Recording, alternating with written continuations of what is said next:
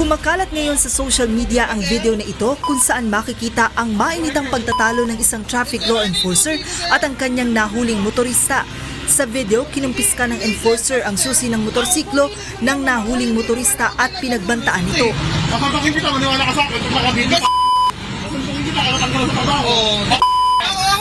Sinasabing miyembro ng Parañaque Traffic Management Office and traffic enforcer na nasa video.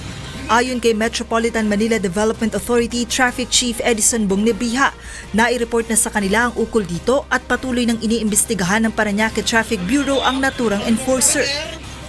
Sa panayam kanina kay Nebriha, ipinaliwanag nito na hindi maaaring kumpiskahin ng traffic law enforcer ang susi ng sasakyan ng isang nahuling motorista maliban na kung magtatangka itong tumakas. Hindi po allowed yan unless that there is really a intention to flee.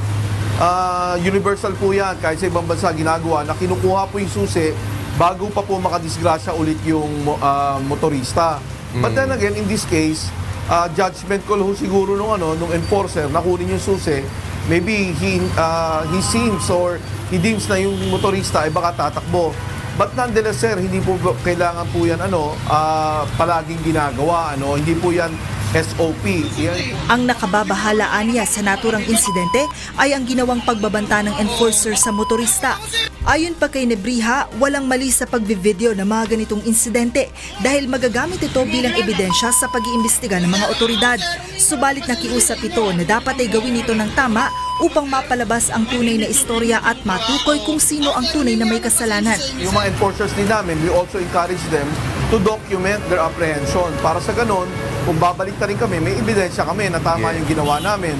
But on the case of the motorist na binibideo niya, we also encourage that, sir, sa MMDA na videoan yung mga enforcer namin. Just that, not to the point na you will be harassing. Tama po yun. Not to the point of you are harassing or you will be disrupting the apprehension itself. Ang naturang viral video ay ipinost ng isang nagngangalang Chester Obligacion sa Facebook. Hindi pa matukoy ng news team ang pagkakakilanlan ng enforcer at motorista sa naturang video. Sa ngayon, umaabot na sa halos 100,000 ang nag-share ng post habang nasa halos 10,000 na ang views.